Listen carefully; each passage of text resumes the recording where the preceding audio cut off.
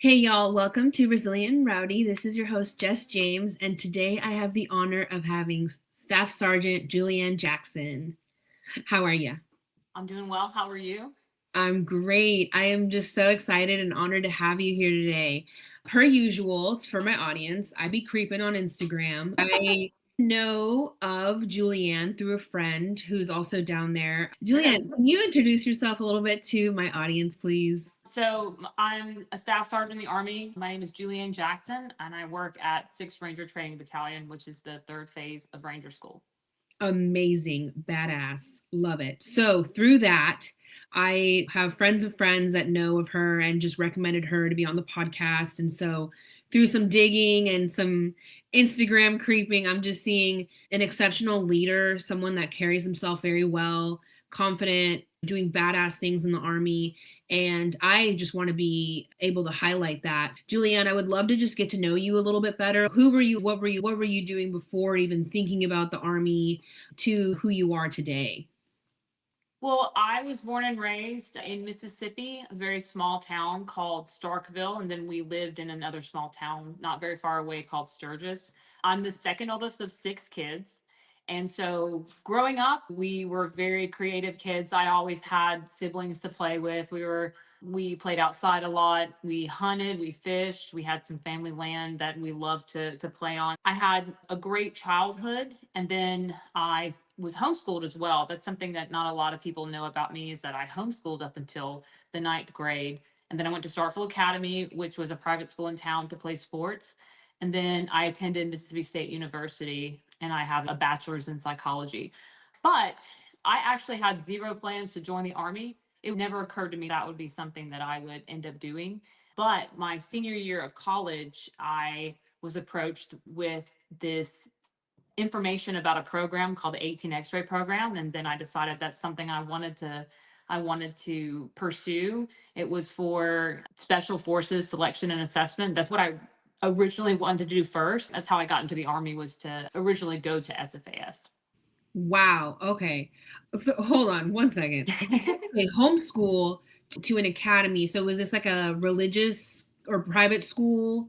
It had Christian base. It had a Christian foundation, but it was more just so I could go and play sports, because I was really active as a kid. I played softball, I played basketball. So my mom was a teacher before she started having kids, and so she wanted to give us like a really good foundation, educational wise and also socially. So her homeschooling us gave us the extra effort and laid a really good foundation for us. And so all of my siblings homeschooled up until a certain point, and then we started going to a private or a public school, whichever one was better for that child. But yeah, I did. I In the ninth grade, I started going to Starkville Academy, and I had a normal high school experience, I guess you could say. Okay. Okay, good. So it wasn't like a hard transition or No, anything. no, not at all. Not at all. I, And that's credited to my parents, really. Because growing up, I think people think of homeschooling as living under a rock. And that's not how it was at all. We had plenty of friends. We were a part of multiple sports groups. We did a lot mm, of things. So it wasn't anything like that at all. So that yeah. transition from homeschool to a private school or a school system was absolutely smooth for us.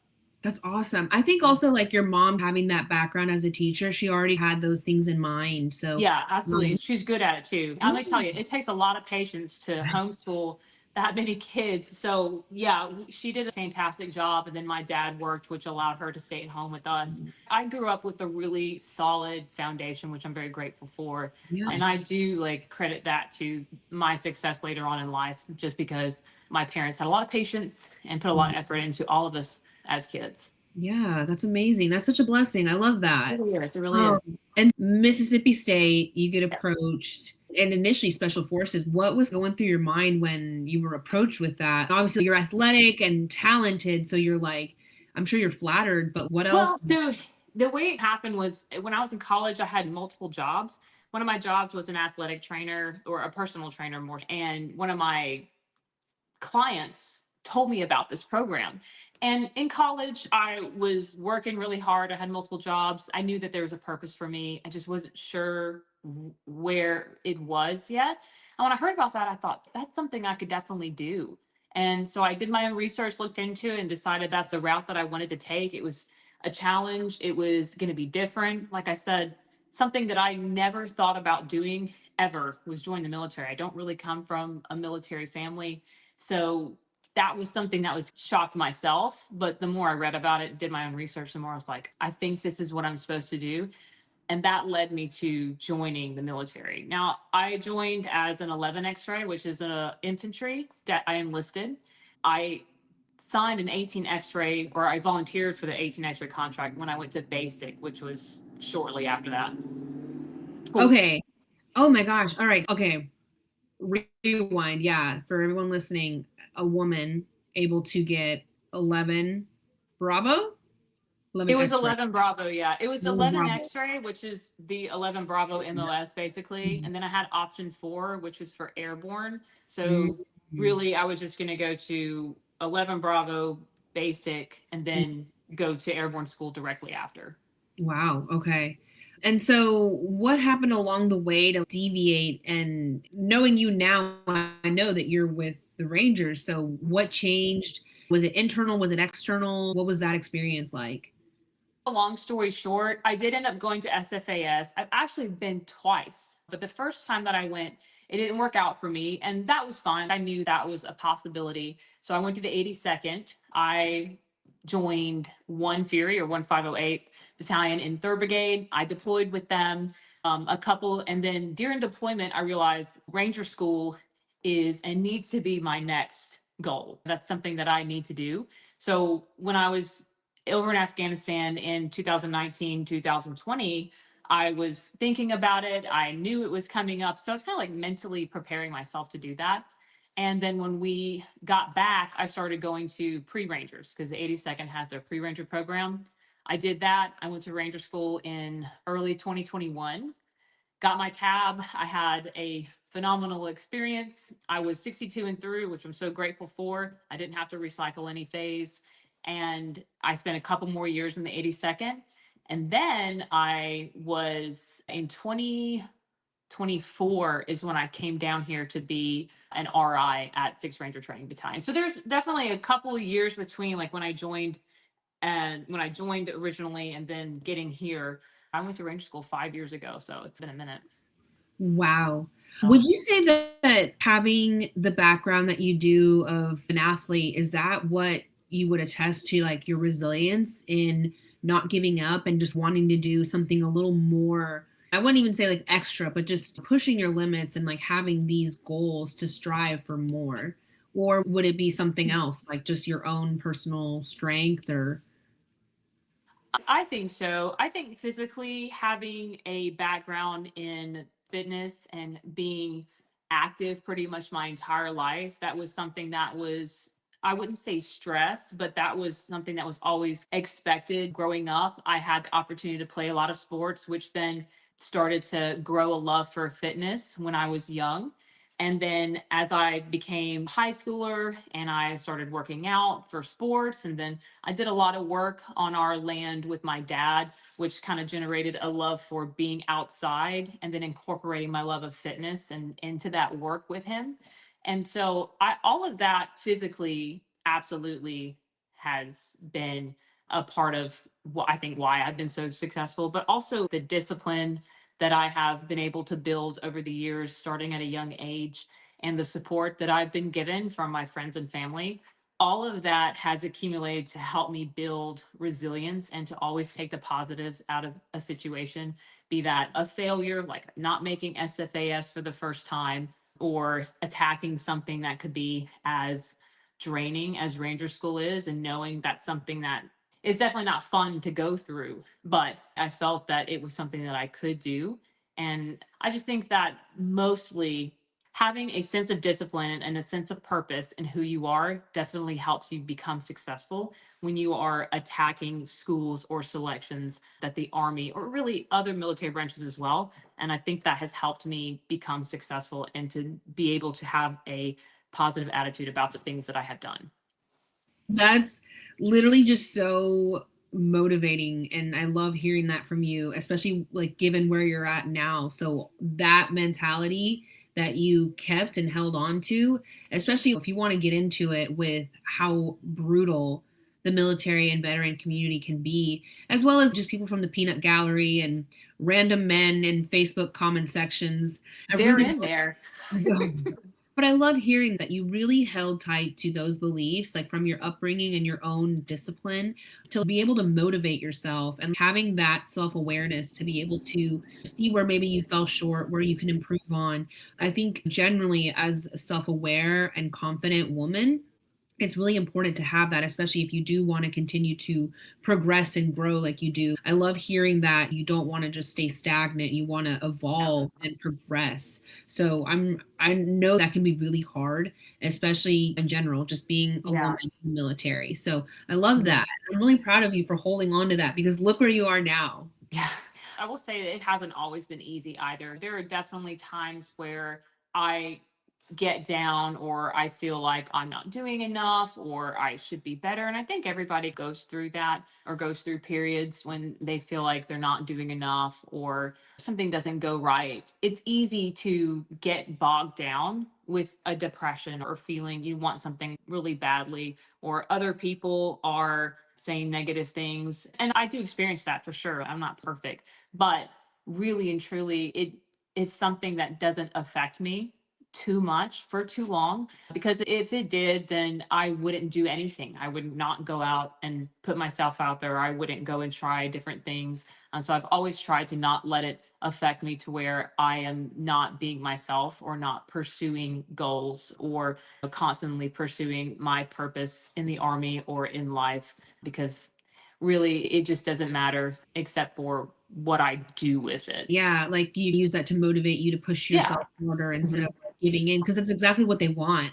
I think from what you've done so far in your career is a lot more than anyone else can say. So just those opinions and those comments don't matter. And I'm glad that you're able to shake that off just because it can be so cutthroat, but you're already like ahead of the game. So why stop now? Why let, you know, Yeah, and I've been with some exposure to, especially like the internet with my job. There are always going to be some comments that are said or people's opinions that they're going to put out there. And don't get me wrong, like I read them all. I get a big kick out of most of them because it's just people who have no idea who I am, no idea what I do. And at the end of the day, I'm really grateful to be where I'm at.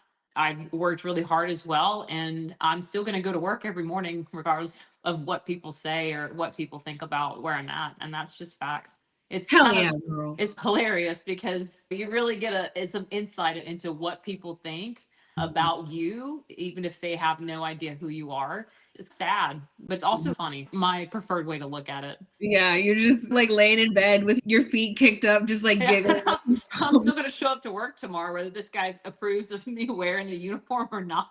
I don't care. Period, girl.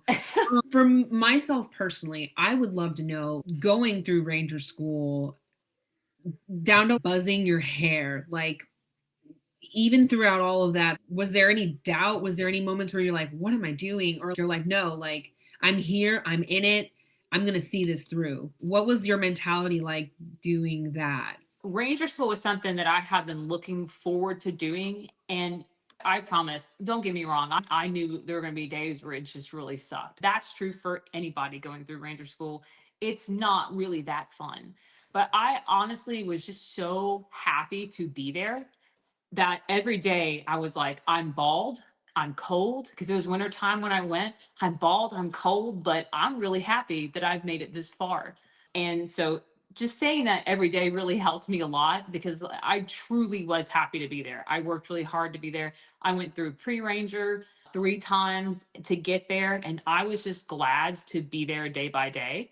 And so it didn't mean that I liked everything we were doing or that I was having fun every day, but I was happy to be there every day. I appreciate the candidness. What about any moments that you just, I'm sure you had to maintain discipline. Absolutely. You're tired, maybe delirious in certain phases. Was there a moment where you ever just had to like hold back like tears or laughter or Myself and my ranger buddies always found something to laugh about.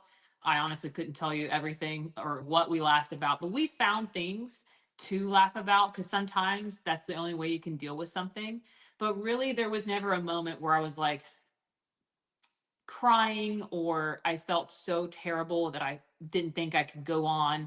Quitting never really entered into my mind just because I knew that whatever was thrown at us for that day, I was going to be fine. Yeah, I'm hungry, I'm tired. We all are.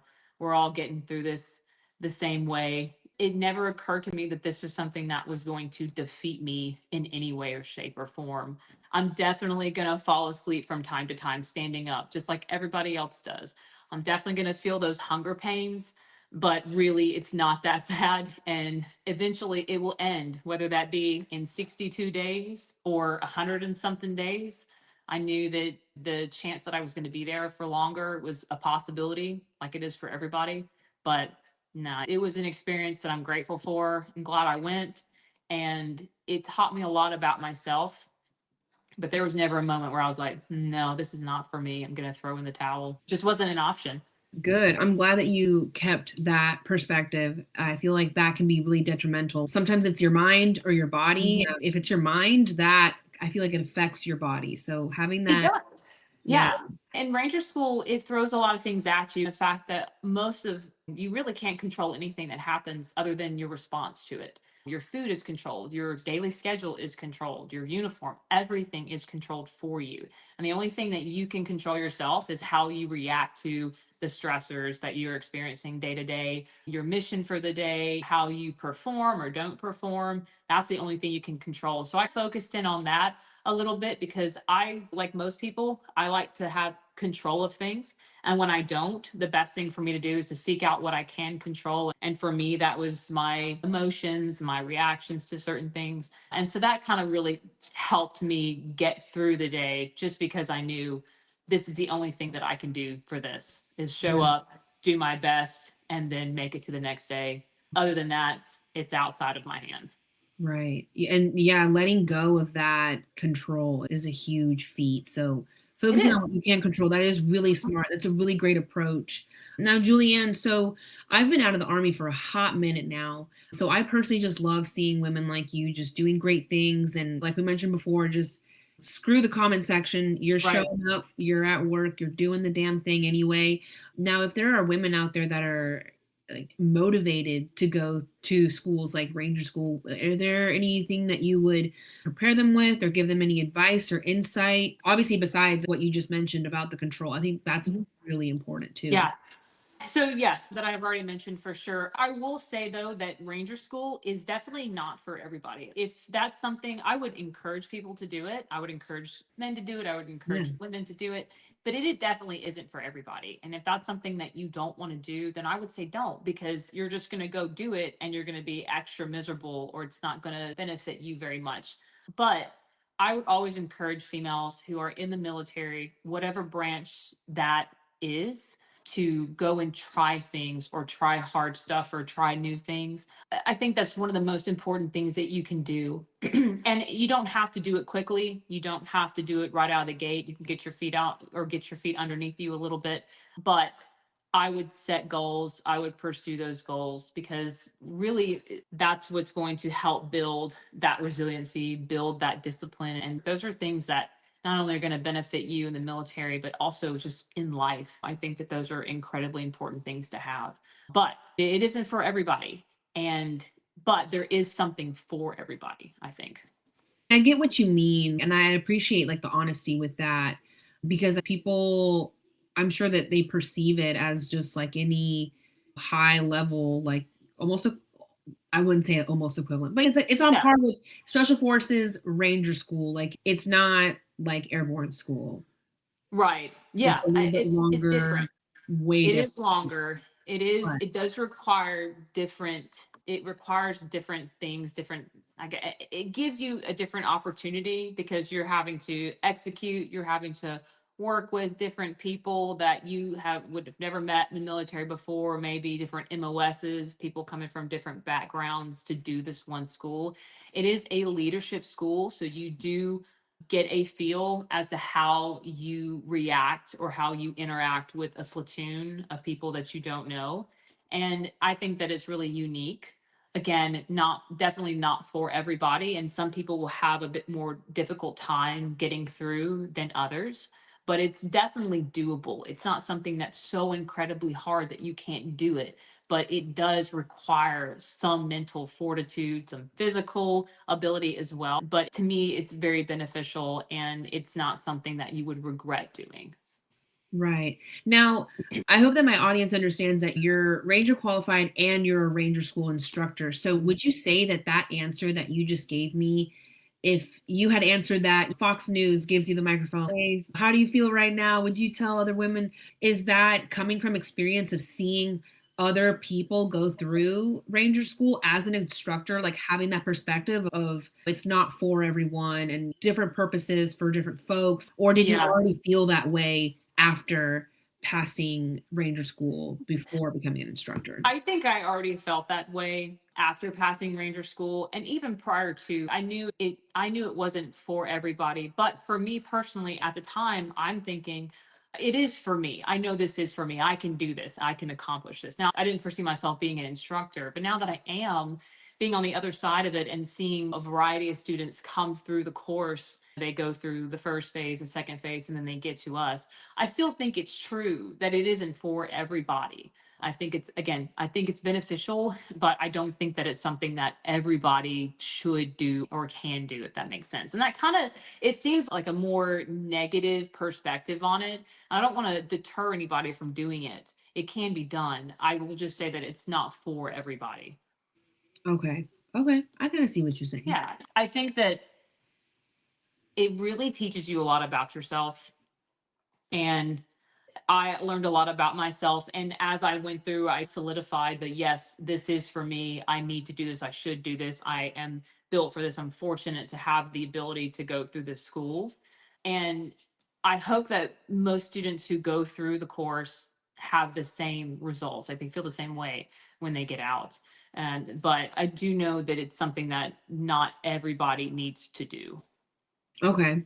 And how about your experience now as an instructor? Like, how long have you been doing that? And like, how do you also instill growth personally as an instructor while going through that?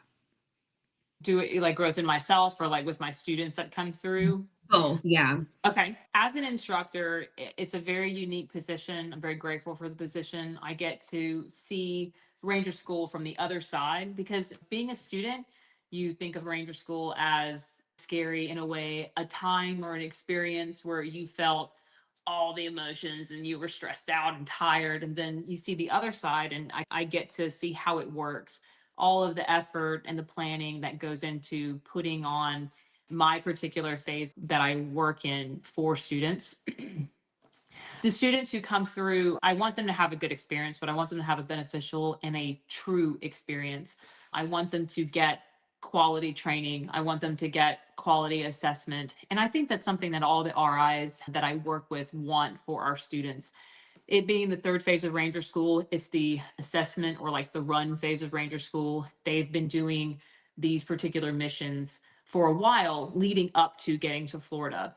So, what I want to look for is that students' abilities to execute the mission for the day, to work with the rest of their squad and their platoon to execute that mission, and how well they work together, how well they listen to each other. But at the end of the day, when I give that student that I have graded their assessment, I want them to get quality remarks afterwards and learn from it, not only from myself, but also learn about their performance and how they feel they did. And I think that the quality of the training is what we really need to focus on. I know people say quality over quantity, and I'm a firm believer in that. So that's something that I try to add to for my students as they come through. Hell yeah. So for my civilian folks that are listening to this, Ranger School, it's about 60 days, right? Correct me if I'm 60, wrong. yeah, 62 days from start to finish if you don't recycle. If you don't recycle. Okay. Mhm. And Julianne, you're in phase 3. So this is the Yes. final phase. So the Final first phase. one is at Benning. Darby phase. And then there's mountain phase. And that's up in like Dahlonega, right? It is. Yes, it is. Okay. And then down to Florida, like swamp phase, literally with what? I'm sorry. Alligators? Gators. Oh, we have those. Absolutely. I just didn't. Are they the same?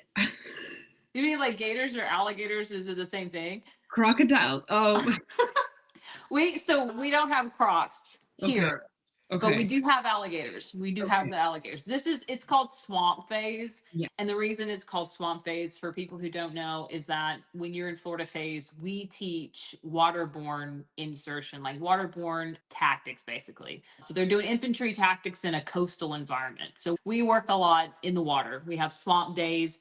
They learn how to move a platoon across a water obstacle. So that's why it's called swamp phase. Okay, all right. And this is going to be my Georgia public school education showing. We used to actually get made fun of. People thought we would swim in swamps, but y'all are over here doing it in Florida. But I'm okay, walking wait. it every month. So, Ranger School, phase 3, final Mhm. phase, swamp phase, you're out there, alligators and stuff. What other surprises come from being in the water? Are there like leeches? Do you get ticks? Like, Yeah, so Florida has just all the wildlife, really. Ticks, insects, bees, wasps, you name it. They're all over the woods. We have some sort of scorpion too, which I've seen a few times. But we have a variety of reptiles too. So we come across a lot of snakes. We have alligators that we do see in the water. Now, we haven't had any real run-ins with them. We've been fortunate that we haven't had any fights or accidents with students or RIs or anything like that. There are so many different types of wildlife. You name it, we have it. Turkeys, wild hogs, bears, alligators. We have all the things. oh my gosh. Okay, Mhm. so on top of the leadership skills and adaptability that your students need to go through, do you have to brief them like how we're all told, hey, don't mess with wildlife? So, how is that different from other schools just like really being immersed in that climate? That's I think a little more different than what at Benning and the mountain Yeah. phase. Like, what's Well, that? we do the same thing. We give students a safety brief before they go out and do anything during the day. And in that safety brief, we tell them, hey, if you see wildlife, don't mess with it. Let an RI know. If it's a snake, we'll do our best to remove it. Just don't mess with it. And typically, like wildlife, they don't want to mess with us. We don't want to mess with them. So we haven't had to really do a whole lot other than the fact that we just exist with them. We are very cautious when we take students out. We're always alert, always on the lookout for rattlesnakes or alligators when we're in the water. But it's just inevitable, really, that you're going to come across something. And we've had some scorpion bites before. We've got a tremendous amount of ants out there. We say don't mess with the wildlife, but the wildlife is out there, and we just do our best to mitigate that risk. But we're out there with them and the wildlife. You would think they'd be used to us, but they're really not. They're like, what are you doing in my Yeah, swamp? at this point, we're in the swamp. There's things in the swamp, and we tell students, hey, don't mess with it. If you see it, you probably won't see it before it gets to you, but we'll do our best. Now, do you feel like that sometimes throws people off? Like, again, you're tired, you're hungry, you're wet all the time, probably. Would you say Mhm. that is one of the more like impactful factors with your students? Or, I think it's something that they think about for sure. I get asked all the time, "Do you see alligators out here in the swamp?" Hell yeah, we do. This is Florida. But and I think it adds an element of anxiety for some students because we have, like I said, we have students that come from all over the country. And we have some foreign students too who have never been around these particular types of wildlife, or they don't come across snakes very often, or who gets an opportunity to get up and personal with an alligator. Now again, our wildlife typically leaves us alone, but I think that students, and I know I did, even though I went in wintertime, I definitely thought about the amount of wildlife that is out there with us because this is Florida. We like to say it's the outback of the United States. There's a lot of stuff out here. So I think it does add a level of stress or anxiety for some. And some don't care. Some students are so tired, they don't care. They probably wish an alligator would eat them because it would get them out of ranger school. I don't know. oh my God. They Oh, probably yeah. wish. They're like, this is probably better than me having to tote a 240 through a swamp of waist deep water. This is probably better. But I don't know. No, yeah. Oh my gosh. Yeah. So we do have the reptile house, and that's a big topic too, which I can talk about Mm. now, or I Yeah, can leave please. for that too. But the Florida Phaser Ranger School is famous or well known for its reptile house, which I do help run. Now, the reptile house is a building on camp, and we have pretty much an example of every type of snake that you could come across in the training area. And the reptile house has been maintained by RIs in the swamp phase since the swamp phase existed. Like it's been around since the late 50s, I believe. And like I said, it's just RIs who are volunteering and donating their time to keep the reptile house up. So currently we have over 20 snakes and we have, I believe, 6 or 7 alligators total that live in the reptile house and that we take care of. And we use these reptiles to give students a visual example of what they could come across in the training area. So on day 1 or 2 of when they get to Florida phase, we do this big reptile brief with the whole class. So we talk about the non-venomous snakes, the venomous snakes, and then some of our invasive species that we have examples of. We get the snakes out and we show them to them, and we hold the non-venomous ones, and then we handle the venomous ones as well. We talk about that particular animal and say, hey, like this is a water moccasin. It's a venomous snake. It has this type of venom, and this is what it looks like. We're going to see a lot of these in the swamp. But it's a really unique thing. There's no other reptile house in the DoD, and I'm really fortunate to be able to be a part of that. It's a really cool part of my job. And then we also do a lot of community outreach as well. So we'll do reptile shows or briefs for schools. We'll go to a couple of like festivals and set up a tent with 6th Ranger Training Battalion. So it's a really cool thing that we have. I didn't like snakes before I came to swamp phase. So it was a unique thing for me to get used to and to be a part of. But we do a lot with them, and we keep the reptile house one of the main things that like 6th is known for. I just didn't know that it was like volunteer based. So that's like Mhm. a whole other thing. So I really love that y'all are able to maintain that with, I'm sure, like, again, you love volunteering. I would love that too. I'd rather deal with animals than people.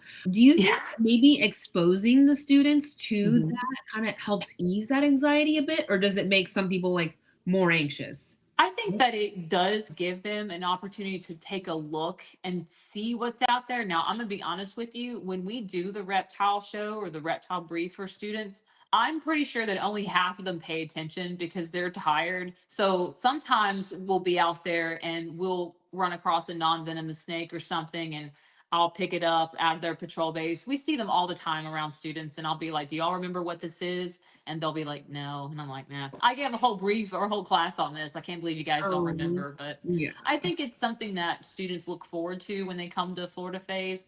There's not much that's fun about Ranger School, but the reptile brief at Florida phase is something that every student knows is going to happen when they get there. I think it's something that they look forward to because it is pretty fun to see all that. And where else am I going to get the opportunity to hold snakes and show them and talk about them like this in my job in the Army? Right. Nowhere. That's like the It's best it's part. pretty cool. Yeah, Yeah. I'm so glad you enjoy it. It's got to be fun.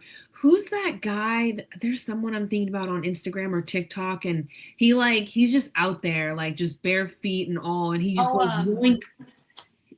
I think you're talking about, I think his name is like Fish and Garrett, or I that's think so. his, yeah, Yes, something like yes. that. Yeah. Do you ever just have those moments where you're just like yoink? Hey I guys, mean, like this is. so honestly, yes. If students have, this happens a lot, like they'll let an RI know that there's a snake in their patrol base, which is as the platoon is together, they're planning for a mission, they've got security going, and there'll be like a snake or something. They'll radio us up and they'll be like, there's a snake in the patrol base. And I'll pick up and run to go find it and see what it is.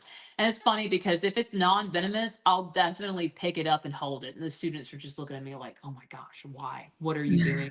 And it's fun. If it's venomous, obviously I'm not going to pick it up and hold it, but we are going to remove it out of that area away from students. There are a couple of like yoink moments that we have. All of our, or most of our reptiles in the house have come from the training area.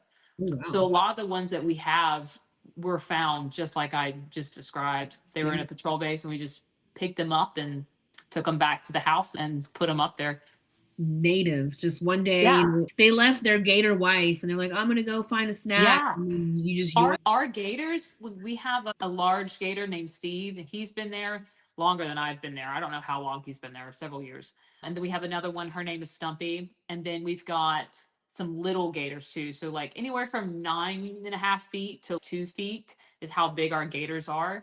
And for the shows, we feed them. So we'll do like a feeding and we'll get them out of the ponds, coax them out of the ponds. It's not like we're picking them up and getting them out so students can see an alligator and kind of what it looks like. That's awesome. And then one that we show pretty often on Instagram is our little gator. We call him our mascot, but we have a little bitty American alligator. He's a dwarf, so he won't get any bigger than that, but he's full grown, and his name is Bam Bam. So we always get him out and show him. Oh, he's so He's cute. so cool. He's so cute. He is so cute.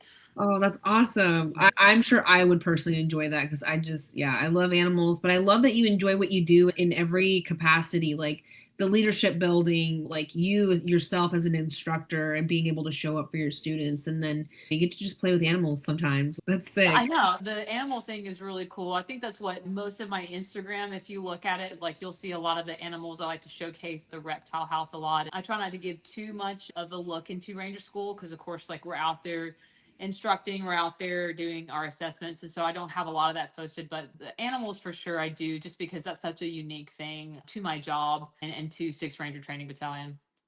Amazing. Okay, so something that I'm personally curious about is what does like a ranger instructor, like with a couple years in now that you've been an instructor, like what does the longevity of that look like? Can you stay there and be an instructor till the rest of your career, or is there more for you? Are you planning on anything? Yeah. So this is a broadening assignment. It doesn't last forever. Now, there are some people who have fixed their contracts or who have families that they've extended time here for. Typically, this is like a 2.5 to 3 year long contract for enlisted. Now, for officers, it's probably a little bit different. I think they spend a bit of a shorter amount of time here. So this won't be something that I can do forever or for a very long time as much as I would like to. I think that, it being a really unique broadening assignment, something that I'm very grateful to do. I probably wouldn't want to do it for a very long time because it does while you're in trade doc and you are instructing, it does take you quote out of the fight. I've been on the line before. I've spent a lot of time on the line, and typically after doing something like this, that would be I would go back to the line. So I'd go back to the 82nd or somewhere else. The Army has a lot of opportunities. The Army has a lot of things. And I'm always looking for the next goal. I'm always looking for that next challenge. And so there's a couple of things that I'm considering now, but I'm really glad that I am where I'm at because this being here allows me to allocate time for training for something else that I want to do in the near future. And it gives me the time and the support in order to prepare for what might be coming down next for me. So it's a very unique spot. I love it. I do wish I could do it for longer, but that's just simply not the case. That's just how Army things go. They don't want to let you enjoy something for too long. But I know. it is exciting to hear that you're thinking ahead and you're thinking of what more you could do and where you can bring your talent. So whatever that may be, you have so many people rooting for you. You set such an example. You carry yourself really well and you're really inspirational. So I know you're very humble, but I know it's important for you to know that and to hear that. That's coming from my heart. And like I said, I've been out of the Army for a minute now. So it's really just so cool watching women do amazing things. Things that were like in the beginning phase of back when I was in. Oh my God, wait, back when I was in. I love it. So I love hearing that you've got something exciting in the works or in mind, and obviously we'll be rooting for you then. Thank you so much for all of that insight for Ranger School, Swamp Phase.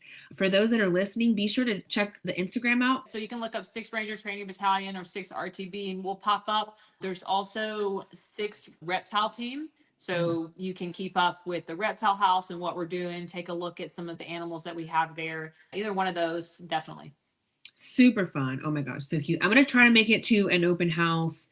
They look like so much fun. I'm going to be elbowing kids out of the way. Do it. There's one coming up in May 16th is when 6 is having their open house. It's open to the public. It's a really fun day. We do 2 reptile shows. We have airborne jump demonstration. We have weapons out that you can get hands on. You can take a look at some of the things that we do at 6th Ranger Training Battalion. It's really a fun time. It's a real popular event. We have food trucks and it's a really good time.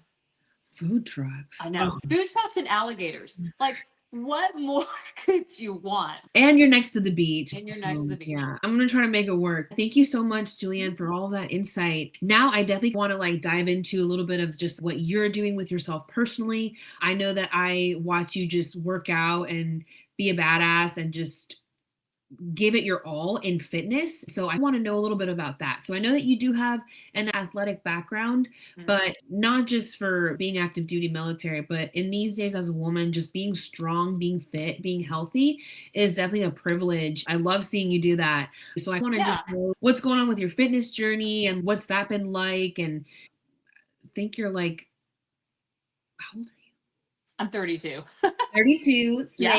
Okay. So you're 32. So you're in your prime. Fitness has always been a huge part of my life. Like my number one hobby for like my whole life basically has been fitness. I love doing anything fitness related.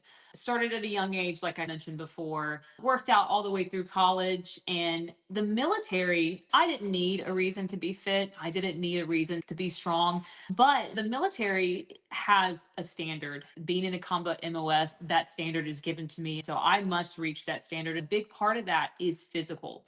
So for me, that's again, even more so stressed because I want to make sure that I meet that standard, maintain that standard, and exceed it in areas. So to me, it's very important to be strong. I love the process of becoming strong and being strong to the best of my ability. I think the process is the most fun part. So for me, getting into the gym or doing CrossFit, which is pretty much the majority of my workouts is CrossFit. I got into CrossFit like 100% after Ranger school. I used a little bit of it to prep for it, but when I got back to get back into shape, I started doing it like full time. But anything that involves getting like dirty, sweaty, I love it. I absolutely love taking a sandbag outside and coming up with a workout with that piece of equipment or whatever. So that's something that I love doing. It's my biggest hobby and maybe my only hobby at this point. I just do it so much. It truly is where I find happiness, and the Army gives me a lot of reasons to be fit if I didn't have enough already. That's pretty much most of, I think, what people see about me is the fitness part of it, just because it's something that I love so much. It's also really important, I think, for females specifically in the Army. Of course, men too, right? We want them to be strong and fit and all that good stuff too. But being a strong female in the Army, I think, is really important, or just overall, because strength as a female is definitely not something that we should be ever scared of being, whether that be emotionally or physically. It's something that I think helps us no matter what. So I will always advocate for being strong and working out because it's just that important to me. Hell yeah. I love that. I need to hear more of that. And I really want that message to be put out there. I also wanted to ask you about that because I personally just admire that. There was a little bit of a time period where I was just too afraid to step into a gym. And this is again after being active duty Army. I just couldn't bring myself to go into a gym and be surrounded by a lot of people and especially like a lot of men. It was like really intimidating, especially it no longer being like military friendly or Yeah. military installation gyms. And I've struggled with fitness and like my body and things like that. So when I see women just doing the thing and just killing it, I love seeing it. It's so motivating and it just puts a little kick in my butt to get your ass in the gym. So I love that with your job in the Mhm. Army and with the gym, I see the passion. I see the enthusiasm. It's so refreshing to take in. And that was just one of the reasons why I really wanted to have you on the show. But especially these days, it's just really nice to see that strength. And it's also mentally therapeutic Yeah. for the gym. Like you can let out rage, you can let out your emotions, your frustration. Like I'm sure you have long, hard days. And so the physical and the mental probably really help you just keep going and continue that. Yeah, it does. It's a great stress reliever. It's something that has never failed me. It's never something that I think is ever a waste of time. And I don't feel motivated all the time for sure, but those times when I don't feel motivated, my discipline kicks in. So that discipline being built from so many years, whether that be in or out of the Army, just forcing myself to go and understanding that this, I am building something. I have to be consistent with the diet, with the working out. All of that discipline starts to kick in on the days where I don't feel motivated. So that really helps me. But I understand that Fitness overall can be something that's really intimidating, especially for some females. Sometimes it's hard to get it started. It's hard to go in the gym if you feel like you're isolated in a way, or it's scary sometimes being in the weight section. I totally understand that. I think that it's important for us to challenge ourselves to do something anyway. It's scary sometimes, I think, for some, but really understanding that it is something that you build, and sometimes it takes a while. I've been doing this for years. Again, like I mentioned, I'm 32, and I've been working out since I was like 14 or 15, just out of pure love for it. It takes a while to build for it. But again, the process of it is what I find to be so rewarding, because you learn so much during the process. Like the results, great, you look good, you're strong, amazing. But that process is where lessons are learned. That's where you really get to see that progress. And that's almost addicting. Really is. Yeah. And I'm so glad that you mentioned it. And I'm glad that you also touched on how sometimes you're not always motivated. And at this point, with everything that I've worked on and grown and worked through, I don't care if it sounds corny or cringy, if it works. So one Yeah. thing that did work for me and still does is you'll feel better if you do. Like you saying, like you're probably like in your car, like Yeah. hype yourself up and listen to music. And I just go in there like all natural, no caffeine, Yep. no pre-workout, no creatine. I'm just showing up. And I always just remember you'll feel better if you do. It's a little bit different for everybody, and not everybody's going to have the same style of workout. Not everybody's going to be able to do the same thing. You might not be into CrossFit or into running, which is like the two main things that I do. And that's okay. But I think physical movement is so important. This is going to sound bad. I am not like the full, like all inclusive body positivity movement, which I think is really popular in today's culture, because I don't think that it really promotes the right type of health. And I understand like bodies are different, but physical movement and activity and actually taking care of yourself is crucial to body positivity, to health. So I'll always say get out there, move. It might be scary. It may not feel good at first, but you're going to feel so much better afterwards, and your body is going to thank you for it. Yes, exactly. And I've definitely just personally experienced that. And sometimes I think of, no, like slacking off, or sometimes a rest day is important, right? You motivate me whenever I see your posts. And sometimes even like your funny stories about like your hair acting up. It's been really cool to just see that your passion with the things that you do with fitness and showing up. And even if it's just like a cute gym outfit, whatever motivates me to keep going, and I'll keep doing it. I don't hear too many people talk about that. So I know you're active duty. For someone that gets out of the military and trying to continue that consistency. And that's funny is I actually do have an athletic background, but I'm also stubborn as hell and I don't like people Yeah. telling me to do. And on top of personal things, but I just wanted to share with you that you do motivate me, and keep doing what you're doing, because that influence and that message is there. Sharing that testimony a little bit is I've been able to consistently go to the gym now for about 3 years. Awesome.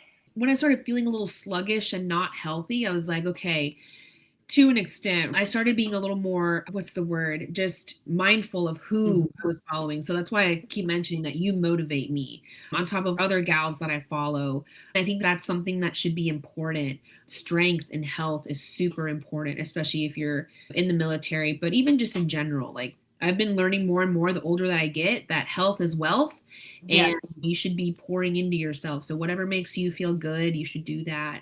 And I again enjoy that you post like your CrossFit endeavors and shenanigans. Thanks. Things like that. I have a good time doing it. Really, it means a lot to me that anybody would look at, what I do. And I'm just sharing parts of my life that I enjoy with people. And social media is something that's not like very important to me. I do like some of the connections you can build and getting to see a couple things. Like I definitely do my fair share of scrolling, but that anybody would feel any sort of motivation or inspiration is such a humbling thing for me to hear, because I have not thought of myself as that way, and I'm just doing something that I love. But that means a lot to me, and I appreciate that literally from the bottom of my heart, because I'm just doing what I love, and if I like to share that with people. And again, it's definitely not perfect, and I'm not going to just show certain parts of my life or things that are perfect, but I enjoy it. If people enjoy seeing that, then that gives me a good feeling.